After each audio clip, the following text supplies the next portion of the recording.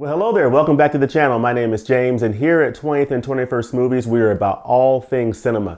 Well, I am really excited today in this video to share with you my latest entry in my Taste of Directors series. In this series, in each video, I focus on a specific director, and I'll choose 3 to 4 films from her or his filmography to just give you a taste of what that director has to offer. Now, I know that focusing on 3 to 4 films from a director's filmography in many cases won't give you a full depth and breadth of what that director has to offer, simply because that director may have worked in filmmaking over a multi-decade career and has done dozens of films. So the intent of the videos in this series is not to give you a comprehensive overview of that director's work, but just to share some thoughts on a few films from her or his filmography to give a taste of what that director has to offer. And that can then serve as inspiration that, if you haven't done so already, maybe consider diving into that director's work. I know for me, one of the most satisfying aspects of following films released by the Criterion Collection is that element of discovery.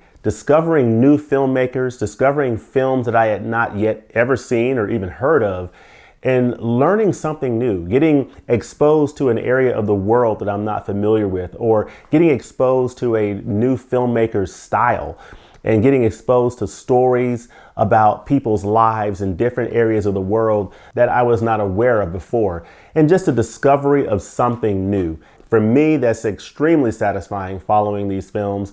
And the intent of this series is just to give exposure to different directors. And if you haven't already watched any films from that director, you might want to consider checking them out. So in today's entry in my Taste of Directors series, the spotlight turns to one of my absolute favorite directors of all time. This director, I would say, definitely falls in my top 5 favorite all-time directors. And this is a director that is very well represented in the Criterion Collection. Many of his films are in the Criterion Collection, and he's known for being one of the most influential directors in the entire history of cinema. And that is none other than famous Japanese director Akira Kurosawa. So over a roughly 57-year period, Akira Kurosawa directed around 30 films. And like I said, he is highly regarded as being one of the most influential figures in the history of cinema. Kurosawa also drew inspiration in his films from various artists such as Van Gogh, the painter, and of course the bard himself, William Shakespeare, whose plays inspired some of Kurosawa's films. Akira Kurosawa's films cover a multitude of genres, including samurai films, yakuza crime films, human dramas, Shakespearean tragedies, and fantasy. Akira Kurosawa's techniques to filmmaking, including his use of cameras and the camera work involved in producing his films, was considered revolutionary at the time, and was part of why this director is so influential in cinema, is the way that he was able to present the world through the lens of his camera, his cameras, and the approach that he took to telling stories using his cameras to present a scene, a landscape, a setting as part of telling the story of a particular film. And part of the reason he's considered so highly influential and that other directors have taken his techniques and applied it to their films as well. So with that as a setup, let's talk for a few minutes about a taste of Akira Kurosawa. Got the Maxwell House Breakfast Blend. I like this light blend. I prefer the light to medium blends in these Keurig coffees, and this is a pretty tasty one here from Maxwell House. It's called their Breakfast Blend. Gonna grab a quick swig here of the Maxwell House Breakfast Blend. Pretty good. So Akira Kurosawa was born in March of 1910 in Shinagawa, Tokyo, Japan, and he was the 8th and youngest child in his family. His older brother, Heigo Kurosawa, who I believe was 4 years older than him, was very influential in the young Akira's life, teaching him lessons of life at a very young age that would then go on to influence his future filmmaking, including lessons that showed him the importance of focusing and not turning away from the stark realities of life. After the Great Kanto earthquake of 1923, Heigo took his younger brother Akira to see the devastation in the aftermath of that earthquake. Instead of allowing his younger brother Akira to turn away from the death and the devastation of the area, he implored his brother and forbade him to turn away. He told him, "You must look upon the destruction. You must look upon the devastation. And many commentators believe that this event in Akira Kurosawa's young life would go on to be very influential in his filmmaking. It would inspire Akira Kurosawa to not shy away from or be afraid to present the unpleasant truths and stark reality of life in his films and in the stories that he would tell. And his older brother, Keiko, was very influential upon him, as well as his older siblings and his mother and his father. And this was a very important and foundational aspect of young Akira Kurosawa's life. So as Akira approached young adulthood, he had an interest in painting. He very quickly realized that he was not going to make much of a career in the painting profession.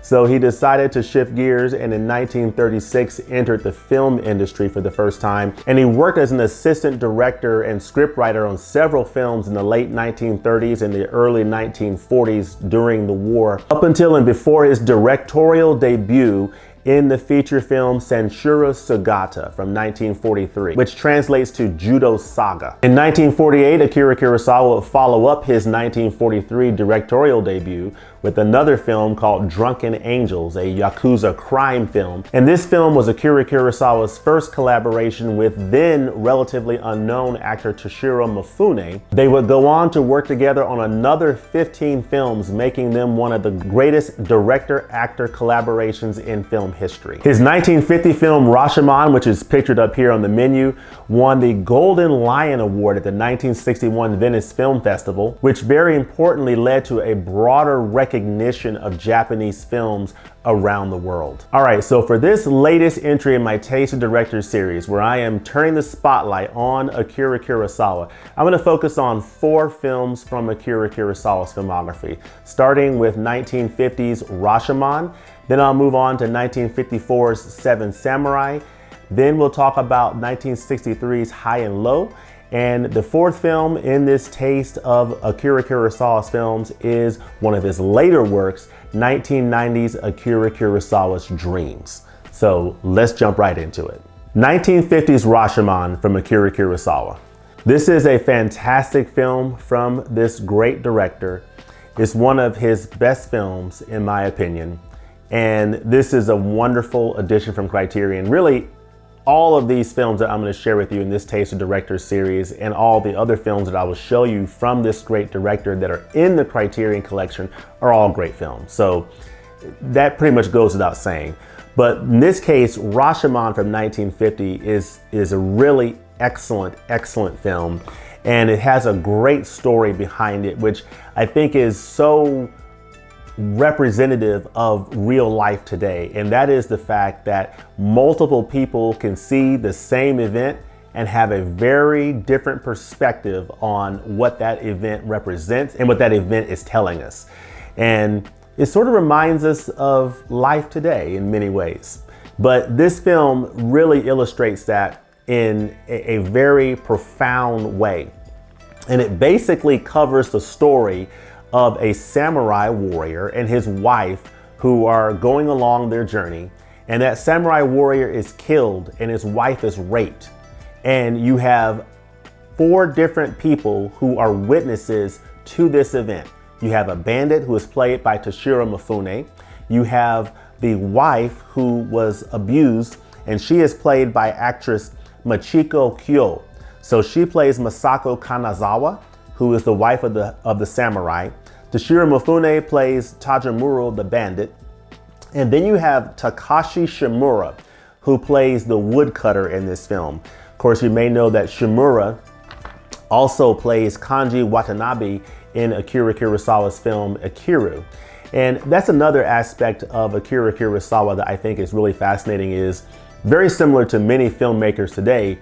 He worked a lot with, of course, Toshiro Mifune. His collaborations with that actor is well known in the history of cinema and is epic. But he also collaborated with other actors on multiple films as well, such as Mr. Takashi Shimura. So as this film plays out, you are seeing and hearing the recollection of these events through the eyes of the wife, through the eyes of Toshiro Mifune's The Bandit, through the eyes of Takashi Shimura's woodcutter, and also through the eyes of a ghost. You're seeing 4 different recollections of the same event. They're each recalling this event in 4 different ways.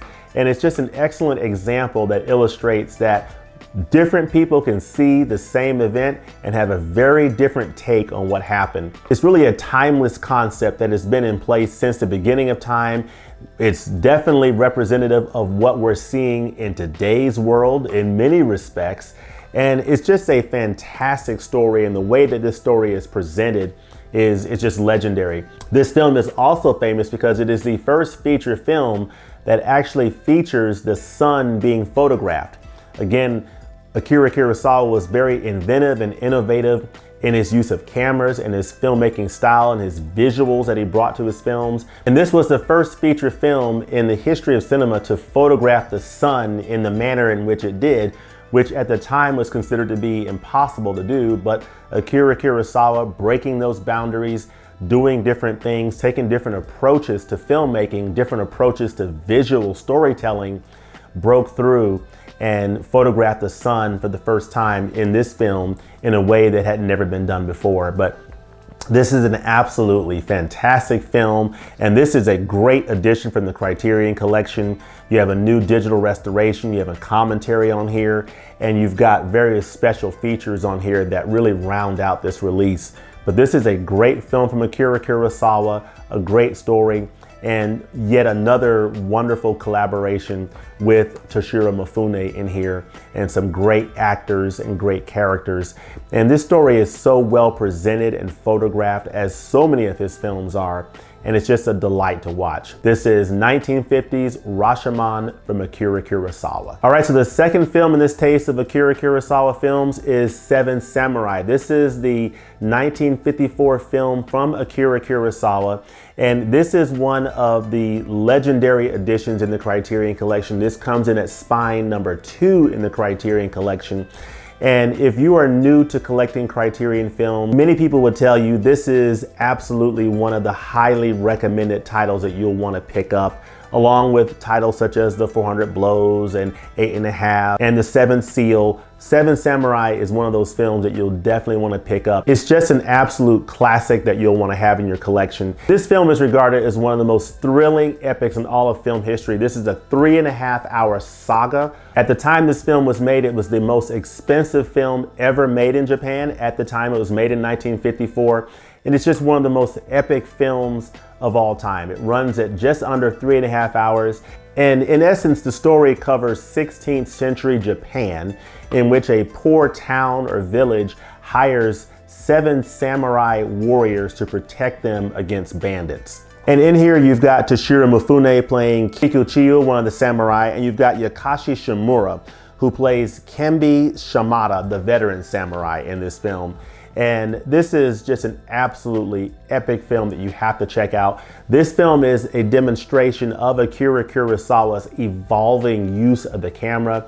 One of the aspects of Akira Kurosawa's filmmaking is that he used multiple cameras in most of his films to get different angles of the action. Of course, many directors do this, but he did this to a great degree early on in a very innovative way, in that he was able to use different types of lenses to show different aspects of the action. He was able to use cameras both near and far away from the actor to get the most natural expression of their acting performance.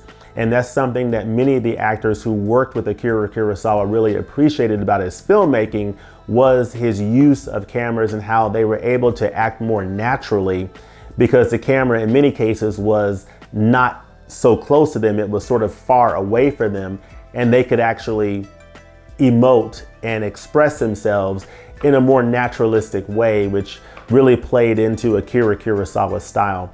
And the way that he used the cameras to capture the action in this film is also very inventive and very influential in films, even films made today. So this is an absolutely fantastic film, an epic film from Akira Kurosawa. And this film is also a great example of how Akira Kurosawa's films inspired future films. It's pretty well known that this film inspired the future American film, The Magnificent Seven. And you also have other examples of Akira Kurosawa's influence on other filmmakers in their films. For example, his film Yojimbo from 1961 was the inspiration for the Sergio Leone film A Fistful of Dollars. And very famously, Akira Kurosawa's film The Hidden Fortress was very influential on a young George Lucas, fresh off of making American Graffiti, would go on to do a little known film about a story that happened a long, long time ago in a galaxy far, far away. The Hidden Fortress, the 1958 film from Akira Kurosawa, is well known to be the inspiration for George Lucas's Star Wars. So that is another example of Akira Kurosawa's influence on future filmmakers.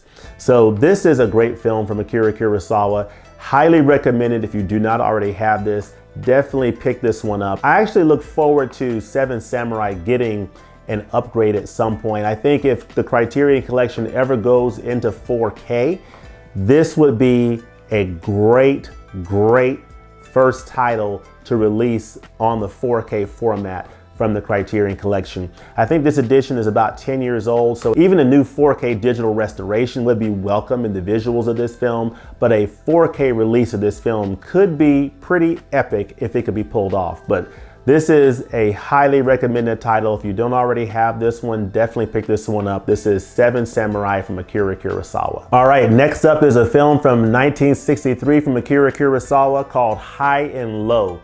This is, for me, one of my favorite films from Akira Kurosawa. I have several favorite films from him, but this is a really nice film, and in that it gives you a contrast. You have those samurai films that he's done, such as films like Rashomon, Seven Samurai, Yojimbo, Sanjuro, those wonderful samurai films. But this here is a modern Japanese film. It takes place in the 1960s, and this is a great film from Akira Kurosawa, a great drama, a great crime epic.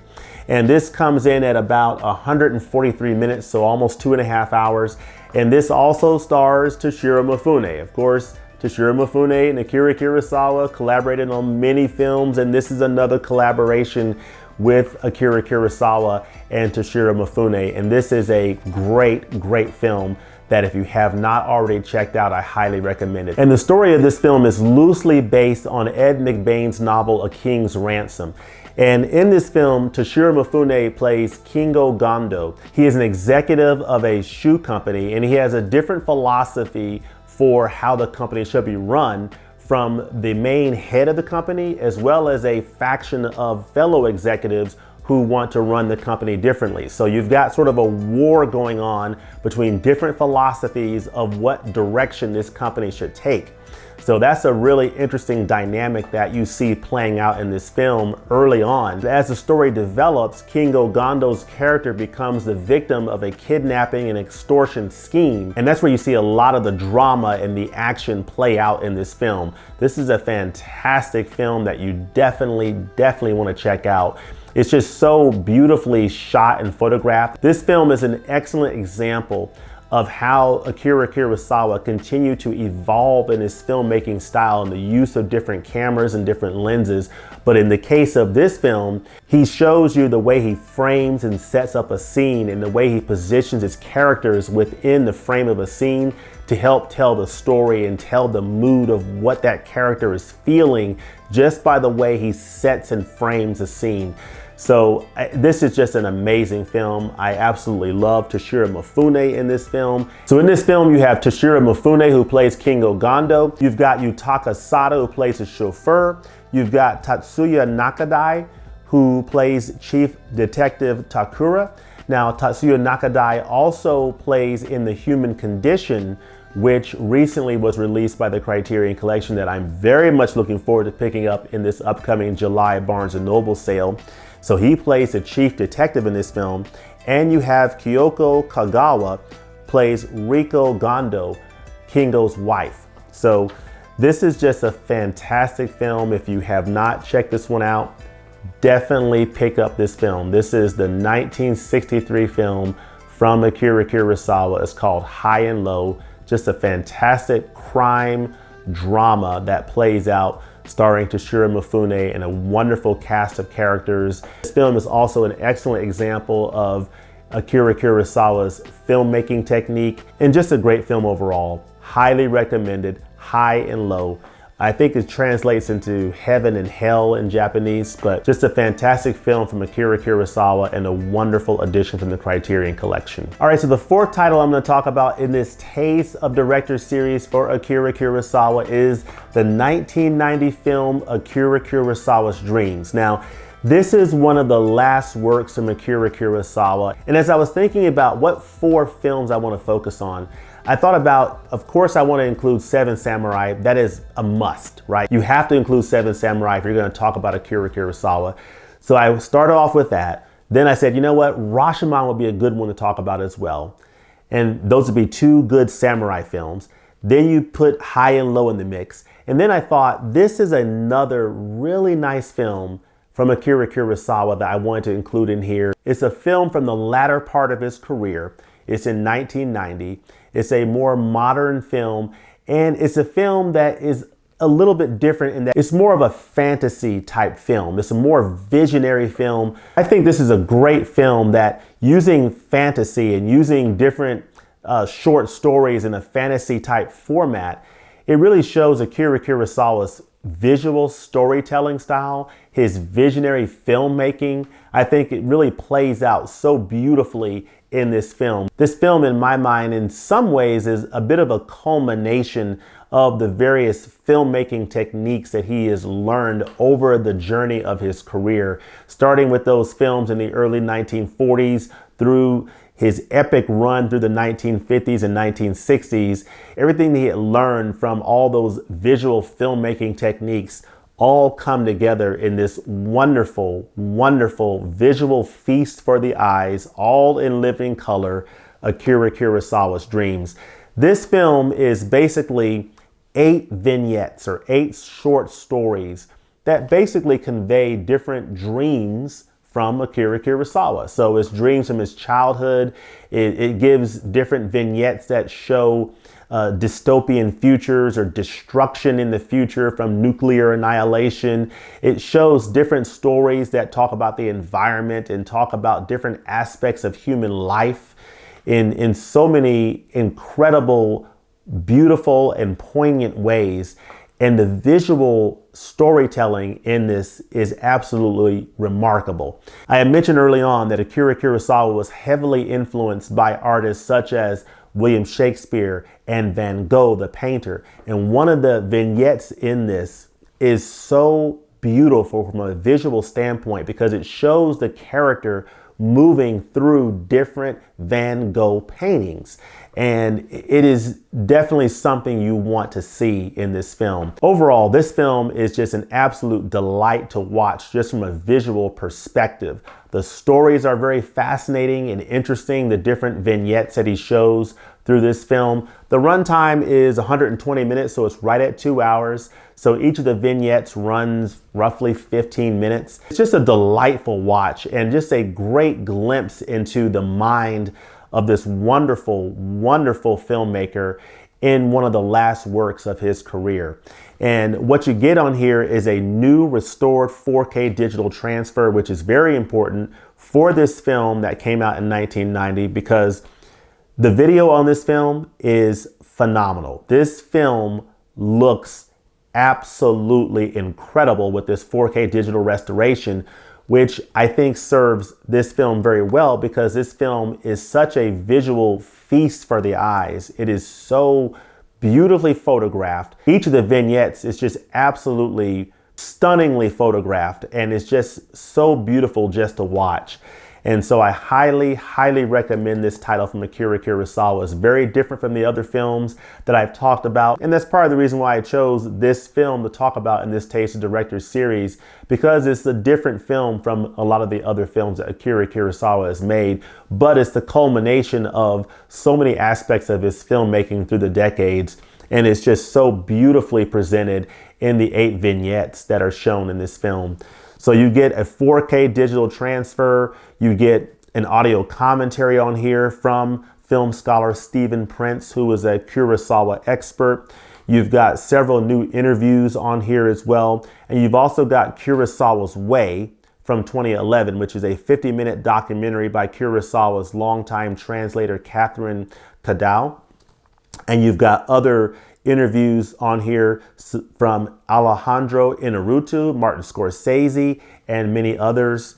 And overall, this is just a fantastic addition from the Criterion Collection. This is a wonderful film from 1990, from the late works of Akira Kurosawa, and I simply cannot recommend this enough. This film absolutely blew me away when I saw it for the first time, and I recently saw it again for the second time, and this film will absolutely blow you away. This is Akira Kurosawa's Dreams. It's from 1990, one of his best works, and a fantastic way for a director to, close out his career. So highly recommended, Akira Kurosawa's Dreams. All right, so there you have it. That's my taste of Akira Kurosawa's films. Akira Kurosawa, for me, is one of the greatest directors that has ever worked in the film industry. He's one of my favorite directors of all time. His influence in the history of cinema is probably unrivaled.